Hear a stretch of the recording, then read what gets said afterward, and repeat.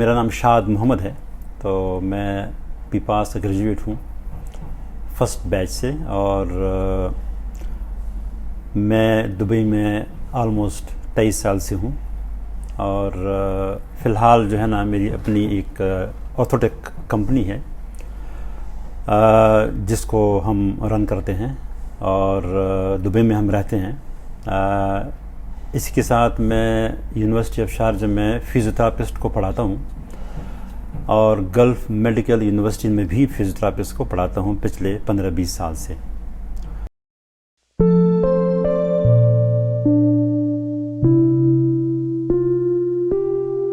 Graduation کے بعد جو ہے وہ ہم نے پاکستان میں 5-6 سال گزارے تھے, اور میں نے کچھ کام افغانستان میں بھی کیا ہے 3-4 سال کے لیے کابل میں. اور اس کے بعد پھر میں پی پاس آیا اور وہاں پر 2-2.5 سال میں نے گزارے, اور پھر وہاں 1998 کے بعد پھر ہم دبئی چلے آئے.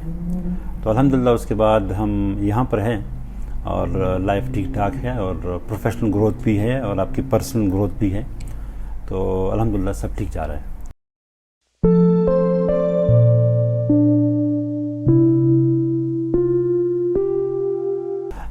اس فیلڈ کا مجھے ایسے پتہ چلا کہ میں اپنے گاؤں کی اسکول میں ٹیچر تھا فار فیو منتھس.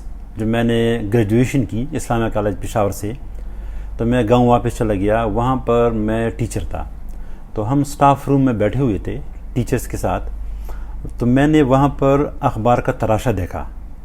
وہ جو ایڈورٹائزمنٹ تھی وہ خیبر ٹیچنگ ہاسپٹل کی طرف سے آرٹیفیشل لمز ورک شاپ کی طرف سے تھی, کہ یہاں پر آرٹیفیشل لمز کے اسپیشلسٹ کی ٹریننگ ہے. تو میں نے ایک ہینڈ ریٹن اپلیکیشن لکھی تھی وداؤٹ ڈاکومنٹس. تو وہ میں نے لکھی تھی, اور پھر مجھے ایک ہفتے بعد جواب آیا کہ آپ انٹرویو کے لیے آ جائیں. تو مجھے کچھ پتہ نہیں تھا, صرف وہ اخبار کے تراشی کی وجہ سے مجھے یہ موقع ملا کہ میں وہاں اپلائی کروں. تو پھر انٹرویو وغیرہ ہوا, ٹیسٹ وغیرہ, پھر ہم سلیکٹ ہو گئے.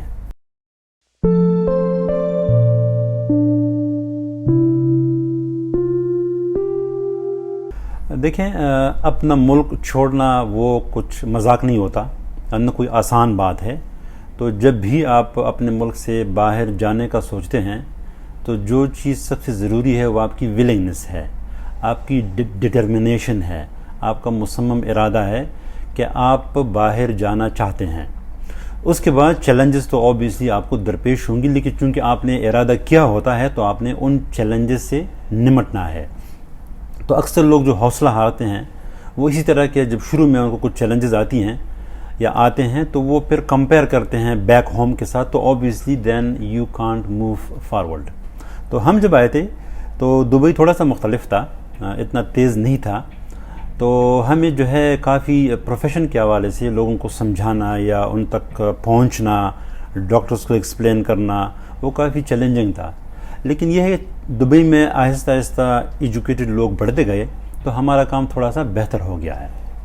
تو یہ ہے کہ آپ جب بھی کسی نئی جگہ جاتے ہیں تو آپ ضرور چیلنجز ایکسپیکٹ کرتے ہیں, اور آپ نے پھر ان چیلنجز سے 1 by 1 نمٹنا ہوتا ہے.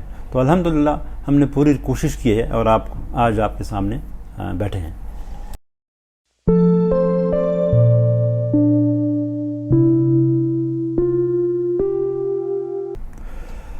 دیکھیں, دبئی جو ہے یا UAE جو ہے یہ بڑا ایک ڈائنامک سٹی ہے, ڈائنامک کنٹری ہے. اور جو اکثر دوست آتے ہیں یا ہم آئے ہیں تو میجارٹی جو لوگ آتے ہیں وہ اپنے فائنینشیل کنڈیشن کو امپروو کرنے کے لیے آتے ہیں تاکہ تھوڑے بہت پیسے کما سکیں. تو آج سے لیٹ سے کہ 10-12 سال یا 15 سال پہلے تو ایسی کوئی سچویشن نہیں تھی, لیکن ابھی کافی آپ کو لرننگ کی اپرچونٹیز ملتی ہیں, ایونٹس ہوتے ہیں, ایڈوانس کمپنیز ہیں, ہائر ٹیکنالوجی کمپنیز ہیں, ہمارے اپنے پاکستانی ہیں. تو میرا خیال میں کہ پچھلے 5-6-7 سال میں صورتحال کافی بہتر ہو گئی ہے لرننگ پوائنٹ آف ویو سے. تو لوگ ارننگ بھی کرتے ہیں, لیکن ساتھ لرننگ کی اپرچونٹیز بھی آپ کو اویلیبل ہیں.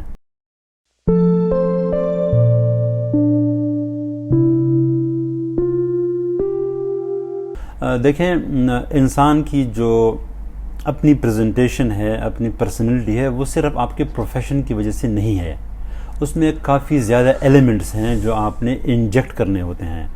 آپ کا اپنا کانفیڈنس، آپ کا اپنا اوور آل نالج، آپ کی نالج کی کنزمپشن، آپ کی اپنی پرسنالٹی، آپ کا پروفیشنل اپروچ، تو یہ سب چیزیں ملا کے آپ سے ایک انسان بنتا ہے.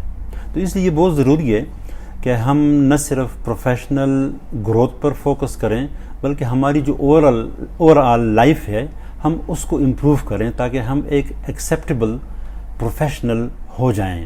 تو ہوتا یہ ہے کہ بیسیکلی ہمارے کافی دوست جو ہیں ان کے کچھ کمیونیکیشن سکلز کی پرابلم ہوتی ہیں، وہ ان کے پریزنٹیشن کی ایشوز ہیں، وہ کام میں اچھے ہوتے ہیں لیکن کام کے ساتھ جو ایسوسیٹڈ ایشوز ہیں، جو ایسوسیٹڈ ڈیمانڈز ہیں، آپ نے ان کو بھی پورا کرنا ہے کیونکہ آپ نے ایز اے ٹیم کام کرنا ہے. اگر آپ نے اکیلے کام کرنا ہے وہ تو اور بھی چیلنجنگ ہے کیونکہ آپ ملٹی ٹاسک ہوں گے، آپ ایک ساتھ کافی کام کریں گے. لیکن اگر آپ نے ٹیم میں کام کرنا ہے پھر تو آپ نے بہت کچھ سیکھنا ہے تاکہ آپ مختلف ٹاسک کو مختلف وقت میں آپ ڈیلیور کر سکیں.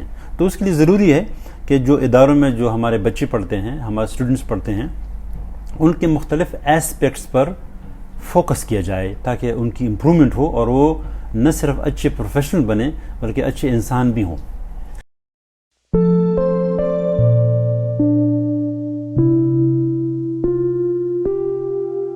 دیکھیں، جو کلینکل نالج ہے اور ہماری جو ٹیکنیکل نالج ہے، جو سکلز ہیں، دے گو سائڈ بائی سائڈ. آپ کبھی بھی اکیلے نہیں جا سکتے. تو جو نئے اسٹوڈنٹس ہیں ان کو دونوں چیزوں پر فوکس کرنا پڑے گا ایکولی.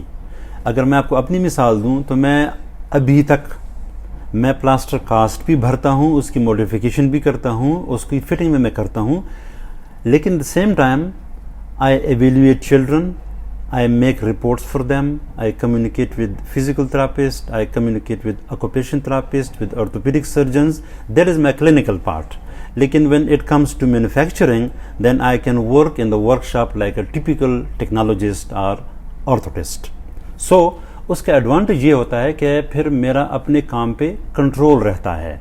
تو آپ نے کلینکل بھی کور کرنا ہے، آپ نے ٹیکنیکل بھی. ایک سائڈ کو زیادہ پریفرنس دے کے آپ شاید غلطی کر سکتے ہیں.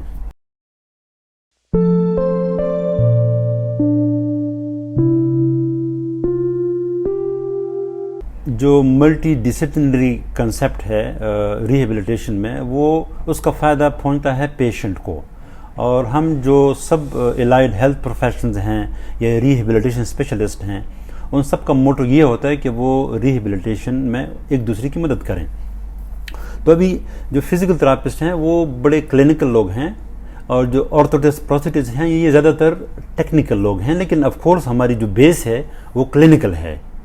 باقی ہم کنسٹرکشنز کرتے ہیں. لہٰذا فزیوتھراپسٹ اور آرتھوٹسٹ جو ہوتے ہیں یہ بہت ضروری ہیں کسی بھی فزیکل ریہیبلیٹیشن کے لیے. اور جو ضروری بات ہے وہ یہ ہے کہ یہ ایک دوسرے کے ڈومین کو سمجھیں، ایک دوسرے کو ایکسیپٹ کر لیں اور ایک دوسرے کی ہیلپ کر لیں، نہ کہ ایک دوسرے کے ساتھ کمپیٹ کر لیں. تو میرا جو ایکسپیرینس ہے وہ تو پرسنلی میرا بڑا اچھا ہے فزیوتھراپسٹ کے ساتھ یہاں پر، کیونکہ میں فزیوتھراپسٹ کو جب ٹیچ کرتا ہوں تو میں ان کو میں یہ بات ضرور سمجھاتا ہوں کہ آپ نے کیسے ملٹی ڈسپلنری ٹیم میں کام کرنا ہے. آپ نے ایک دوسرے کو سننا ہے اور بہت زیادہ سننا ہے، پھر اس کے بعد آپ نے اپنا پوائنٹ آف ویو دینا ہے، اور پھر وہ پوائنٹ آف ویو کسی نے ایکسیپٹ کرنا ہے. وہ پیشنٹ بھی ایکسیپٹ کر سکتا ہے یا آپ کی جو سپروائزنگ میڈیکل اتھارٹی ہے جو کہ ریہیبلیٹیشن ڈاکٹر ہو سکتا ہے، وہ ایکسیپٹ کر سکتا ہے. لہٰذا برداشت سے کام لینا بہت ضروری ہے کہ ہم اپنے جو آئیڈیاز ہوتے ہیں یا ہمارے جو ویوز ہیں کہ ہم کسی پر انفورس نہ کریں بلکہ ان کو یہ موقع دیں کہ وہ سوچ لیں پھر ان کو ایکسیپٹ کر لیں.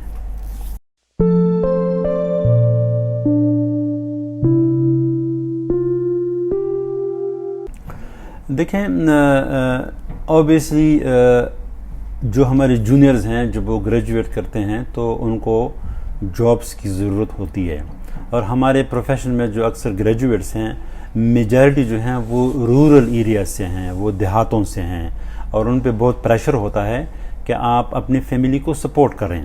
تو وہ کوشش کرتے ہیں پاکستان میں کہ ان کو جاب ملے. تو وہ کچھ وقت کے لیے تو ایک خاص اماؤنٹ پر گزارا کرتے ہیں، لیکن جب ان کی فیملی بنتی ہے تو پھر وہ اس کے ساتھ گزارا نہیں کر سکتے، تو پھر وہ سوچتے ہیں کہ ہم باہر چلے جائیں۔ تو باہر جو آنے والے ہوتے ہیں گلف میں یا یورپ میں، تو ان کے لیے میری ایڈوائس یہ ہے کہ آپ جب ملک سے باہر جائیں تو اس سے پہلے اپنی کچھ چیزوں پہ ضرور کام کریں۔ تو اس میں جو پہلی چیز ہے وہ یہ ہے کہ آپ ایکسپیرینس گین کریں، 2 سال 3 سال آپ کسی ورک شاپ میں کام کریں، آپ کلینکل ٹیم کا کام کریں، تاکہ آپ کی جو کمیونیکیشن سکلز ہیں، کلینکل سکلز ہیں، ٹیکنیکل سکلز ہیں، وہ امپروو ہوں۔ تو جب آپ یہ چیز امپروو کریں گے تو پھر آپ باہر جا کے لائسنس لے کے آپ کنسیڈر ہوں گے، تو آپ کو جاب آسانی سے مل سکتی ہے۔ تو جو نئے لوگ ہیں وہ کبھی بھی گریجویشن کے بعد نہ جائیں، کیونکہ باہر آپ کو کوئی گروتھ کی کوئی اپرچونٹی آپ کے لیے ہے نہیں ویسے، کیونکہ آپ کا ایکسپیرینس نہیں ہے، اور کوئی بھی کمپنی آپ کو ہائر نہیں کرے گی اگر آپ کے پاس ایکسپیرینس نہیں ہے۔ گورنمنٹ میں تو آلموسٹ امپاسبل ہے، کیونکہ گورنمنٹ والے تو 5 سال 10 سال ایکسپیرینس مانگتے ہیں اور بہت ٹف کمپٹیشن ہے۔ لہٰذا جو نئے لوگ ہیں، نئے گریجویٹ ہیں، وہ اپنے کافی چیزیں بہتر کر کے باہر جانے کا سوچ سکتے ہیں۔